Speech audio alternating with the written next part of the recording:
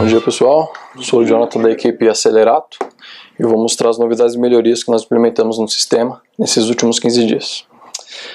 Bom, a primeira delas é a configuração de campos de tickets visíveis para o usuário final. Então, só explicando um pouquinho do objetivo dessa nova funcionalidade, para alguns cenários, quando o usuário final ele abre um chamado para um cliente nosso, ele muitas vezes define a prioridade do chamado, né, a prioridade da solicitação.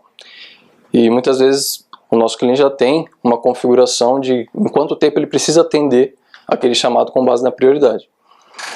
E deixando isso aberto para o usuário final, muitas vezes ele pode colocar a prioridade mais alta e aí, quando bater isso aí no sistema, o cliente tem que atender muito rápido. Só que, às vezes, a prioridade pode não ser muito alta. E aí o cliente tem que alterar essa prioridade. E isso estava gerando um desconforto na hora que ele precisava explicar isso daí para o usuário final. Isso aqui não é tão prioritário, então eu mudei para baixa, e aí ele tinha que explicar isso daí para o usuário. Tá?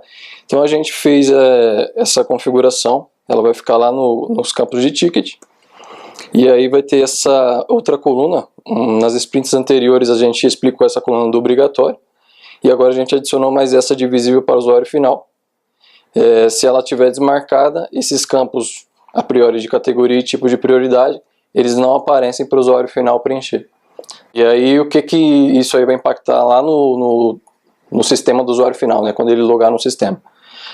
Na hora que ele for abrir o chamado, os campos de categoria e prioridade não vão estar visíveis para ele fazer o preenchimento, e lá na tela de acompanhamento dos chamados que ele tem aberto, que anteriormente era dividido por tipo de prioridade, ele também não vai conseguir ver quais são de qual prioridade.